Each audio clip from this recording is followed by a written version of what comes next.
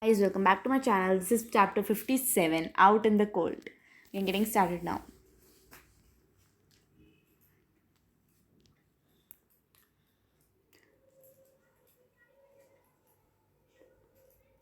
Through all the rough times that winter, being able to express myself through art was my lifeline. And I wasn't the only one. I knew countless other people felt the same way, especially Mackenzie. She had just found a place to be creative that wouldn't land her behind bars, and now it was going to be shut down. I have to save the photography program, no matter what it took. And that meant raising as much as money as I possibly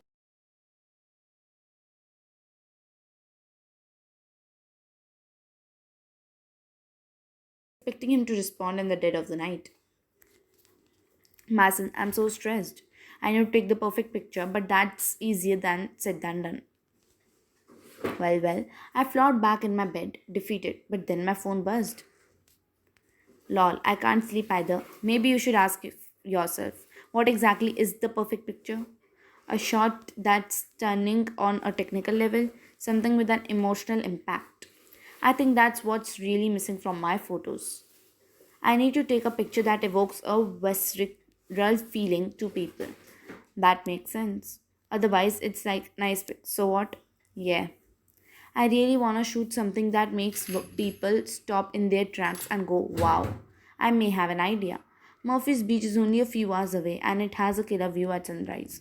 IDK, sunrises and sunsets are kinda basic, no? Knowing you, I can already tell you'll come with your own unique spin on it.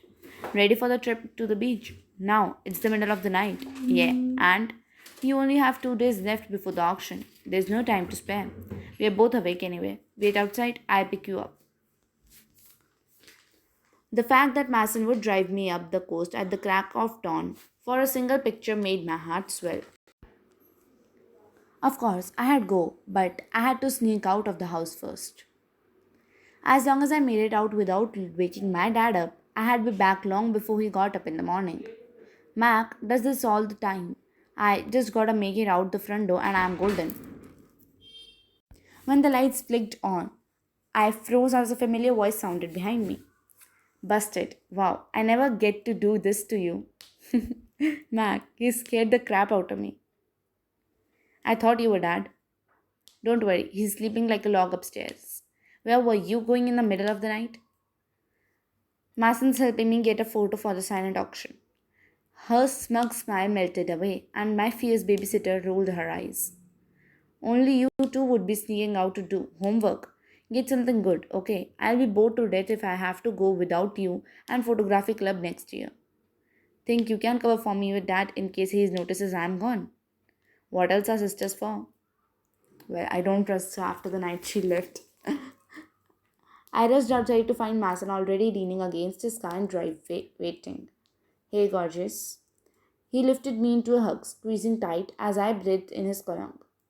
Stage 1.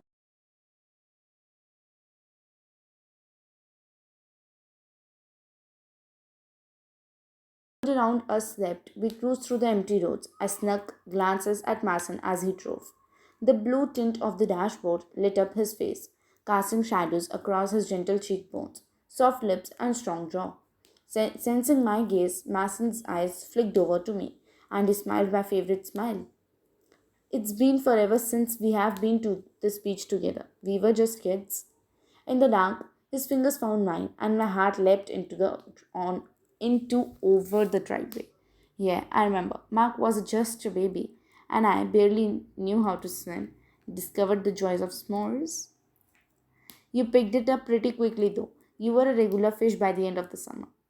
That was only because I was terrified you had have to save me from drowning in front of the whole beach. I wouldn't have minded a little mouth to mouth. Soon, Mason pulled over to the overlook by the beach. We stepped out and listened to the muffled crash of the water hitting the shore as the winter chill seeped into our clothes. Looks like we beat sunrise. Nothing left to do now but we get to the beach and wait. There might be one more thing we can do. Remember that spot on the beach when we all were older kids would hang out? If by hang out you mean spending all night making out with their summer flings, you must be talking about the stage. The one and only. Not that we are the older kids. Maybe we should uphold the tradition. I had used to spend every summer dreaming of making out there with Mason, and here was my chance. Well, I can't. I say we just get the shot set up. But my future counted on me getting those pictures.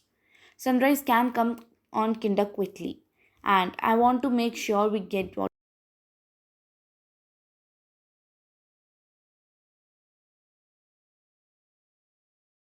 winter air brought us back to the moment at hand. Minutes later, Mason and I watched the first rays of the sunlight peek over the horizon and splash across the sand, bathing everything in a golden glow. Would you look at this view? It's perfect. I know just how to capture it. I ran up to the shoreline and began wading into the shallows, grimacing as the icy water soaked my clothes. Addy, you'll freeze. Won't your camera get wet? Don't worry, I know what I'm doing. The cold soaked into my skin and the foamy spray of the surf splashed against my face, but I blocked it all out, focusing on the slowing sunrise as the wave rolled in. Right about there.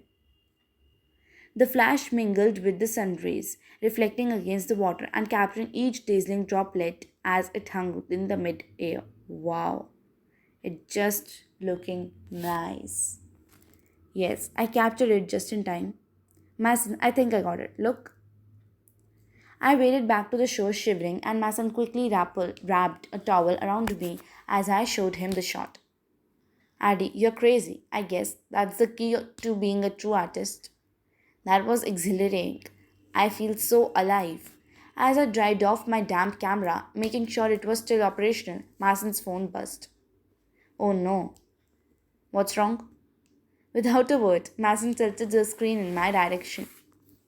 Mason, where the hell are you? Come home now.